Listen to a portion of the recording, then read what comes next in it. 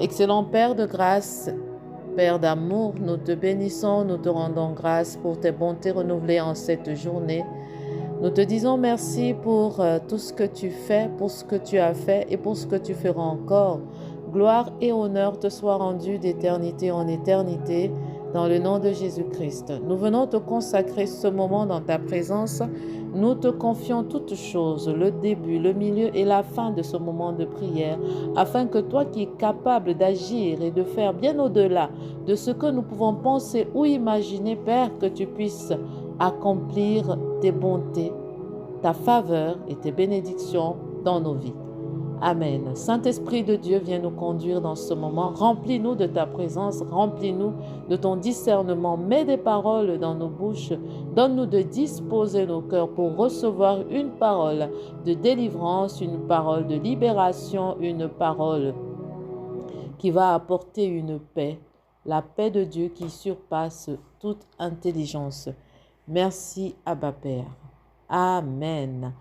Bonsoir à toi qui m'écoutes. Ce soir, je bénis le Seigneur pour ta vie. Je confesse que tu vas bien par la grâce de Dieu. Je confesse que tu as passé une belle journée aujourd'hui par la grâce de Dieu.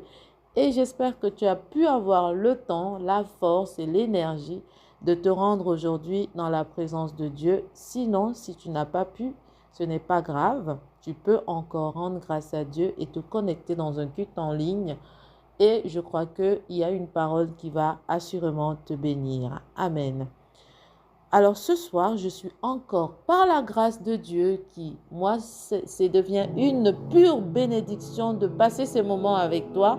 Ce soir, nous allons parler encore ensemble. Ce soir, nous allons méditer une parole. Ce soir, nous allons prier ensemble. Ce soir, nous allons évoquer des clés pour pouvoir continuer de vivre les grâces et les bénédictions de Dieu.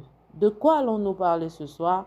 Nous allons parler du temps de Dieu. Le temps de Dieu viendra.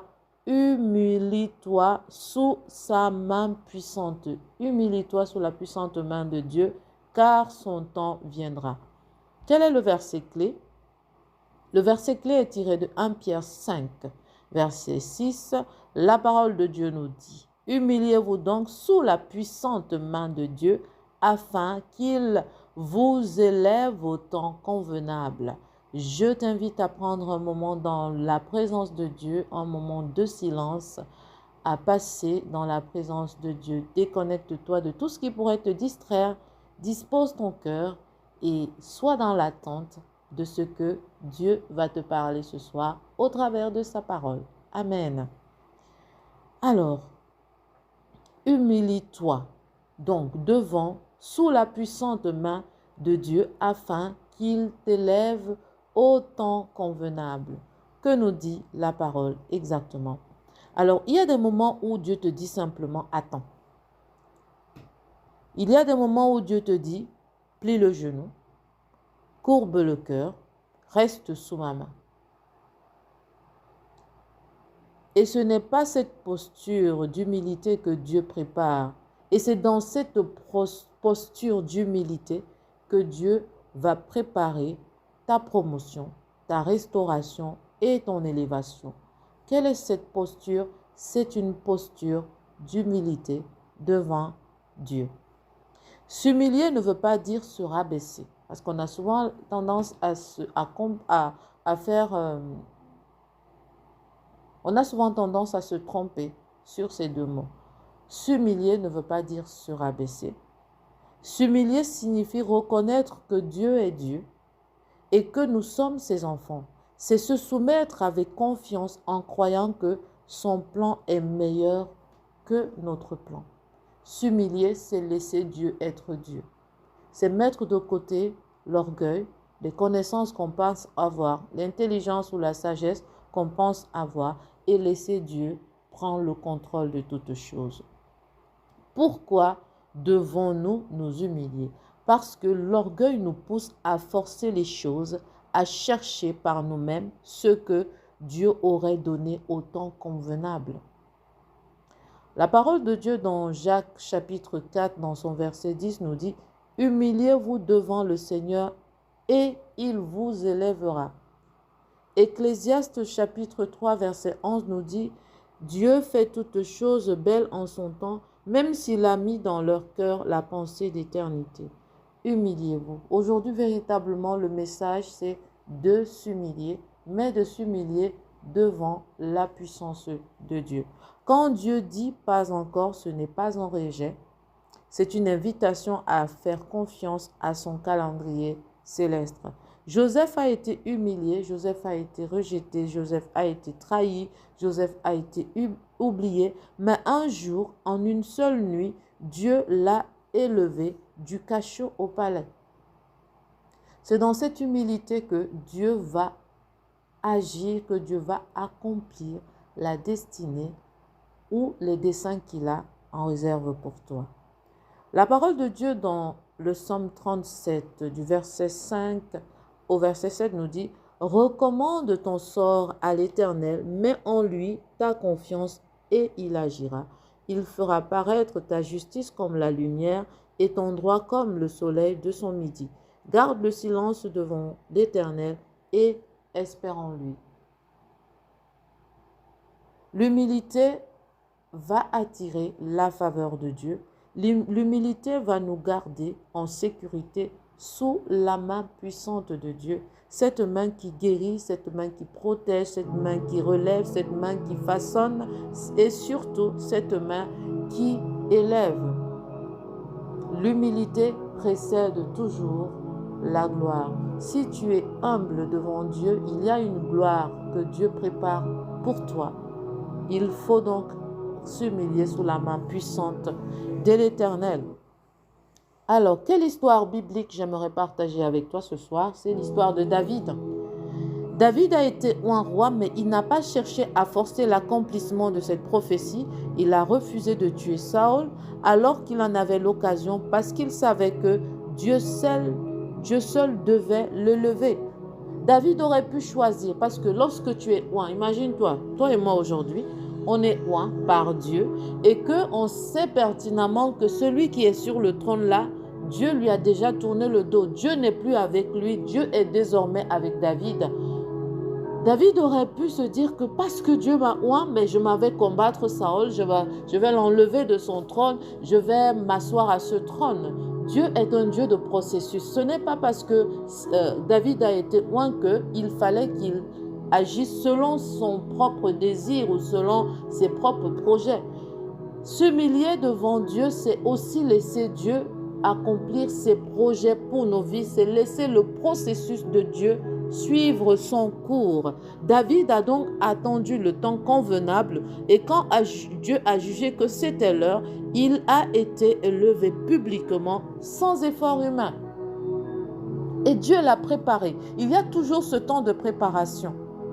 Il ne faut pas qu'on puisse sauter les étapes, il y a le temps de préparation. Et c'est dans ce temps de préparation que Dieu va t'équiper, que Dieu va te préparer à l'étape prochaine.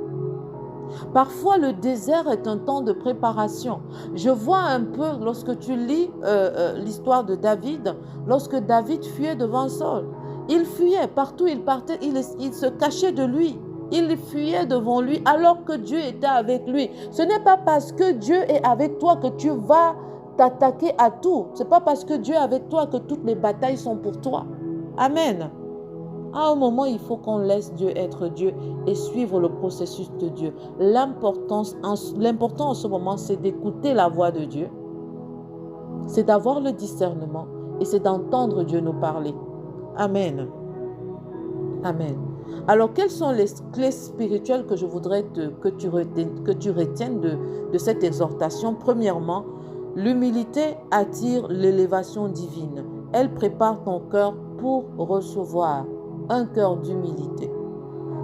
L'attente façonne ton caractère, ce n'est pas un retard, c'est une formation. C'est une préparation. Le silence de Dieu est actif, il travaille même quand tu ne vois pas. Et le temps convenable est parfait. Parce que Dieu dit, afin que je te lève au temps convenable. Le temps convenable est parfait, pas trop tôt, pas trop tard, mais exactement au bon moment. Dieu fait toutes choses bonne en son temps. Amen.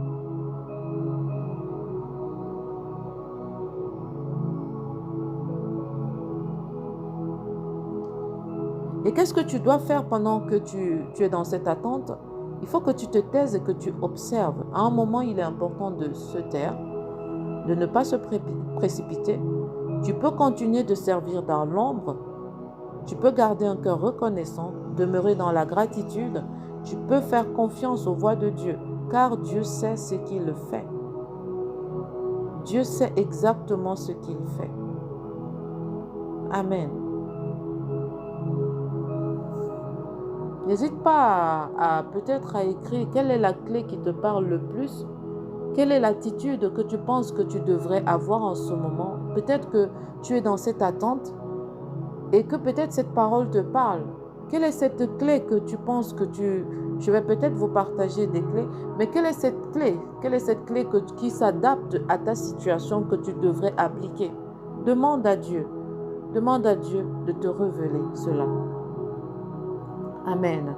Maintenant, je t'invite à poser ta main sur ton cœur, à fermer les yeux et à respirer un bon coup.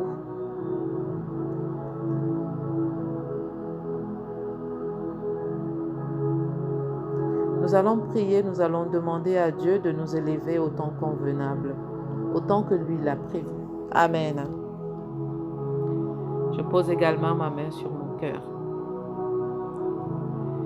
Père, nous venons devant toi, non pas avec nos propres forces, mais avec des cœurs humbles et brisés. Nous reconnaissons que tu es Dieu et que nous ne maîtrisons ni les temps, ni les saisons. Ta parole nous dit, humiliez-vous sous la puissante main de Dieu, afin qu'il vous élève au temps convenable. Aujourd'hui, Père, nous nous abandonnons. Nous déposons à tes pieds nos impatiences, nos douleurs, nos déceptions, nos attentes et nos propres plans. Nous nous soumettons, Père, à ta volonté, car nous croyons que tu sais mieux que quiconque ce qui est bon, agréable et parfait. Seigneur, enseigne-nous à marcher dans l'humilité. Ne nous laisse pas nous précipiter pour forcer l'ouverture d'une porte que toi seul peux ouvrir au moment parfait. Père, donne-nous la paix dans l'attente, la foi dans le silence et la persévérance dans l'épreuve. Nous croyons que tu es fidèle, Père. Nous croyons que tu ne nous oublies jamais. Nous croyons que tu n'oublies jamais ceux qui se confient en toi. Et même si nous ne voyons rien pour l'instant, nous choisissons, Père, de nous appuyer totalement et entièrement sur toi. Car tu es un Dieu qui élève au temps convenable. Tu as élevé Joseph, tu as élevé David, tu as élevé Esther. Et nous croyons que tu nous relèveras aussi, non par nos mérites, mais par ta grâce. Oui, car ta grâce nous suffit, car ta puissance s'accomplit dans la faiblesse. Alors nous te louons d'avance pour ce que tu es en train de préparer. Merci pour le futur que tu as déjà écrit pour nous. Nous te bénissons et nous te rendons grâce parce que ton plan est parfait. Et nous te le disons aujourd'hui, que ta volonté soit faite, Seigneur. Au moment que toi, tu jugeras convenable. Nous sommes dans la reconnaissance, nous te témoignons toute notre gratitude pour tout ce que nous pouvons vivre en ce moment, car nous le savons, toi, tu nous relèveras au temps convenable. Que toute la gloire, que tout l'honneur te soit rendu dans le nom puissant et glorieux de Jésus-Christ. Est-ce que tu peux me dire un vibrant Amen? Amen. Alléluia. Je confesse, j'espère que ce moment t'a béni, j'espère que cette parole t'a parlé ce soir et je prie que Dieu continue de te parler même dans ton sommeil. Si ce moment t'a fait du bien, n'hésite pas à le partager, n'hésite pas à nous laisser un petit commentaire que nous allons vraiment chérir. N'hésite pas à aimer cette vidéo. Amen. Que Dieu te bénisse abondamment, que Dieu te bénisse pour tout ce que tu fais, que Dieu te bénisse pour la manière que tu nous encourages. Rien n'est acquis et nous ne prenons rien pour acquis. Tout est grâce. Je te souhaite une excellente nuit sous la protection divine de Dieu. Je déclare que toute arme forgée contre toi en cette nuit est nulle et sans effet. Je déclare dans le nom de Jésus que le sang de Christ te recouvre toi, recouvre tes enfants, ta famille, ta maison, et que toute arme forgée contre toi soit nulle et sans effet. L'ange de l'Éternel campe autour de toi et il arrache ton pied du danger. Amen. Excellente nuit et à demain par la grâce de Dieu.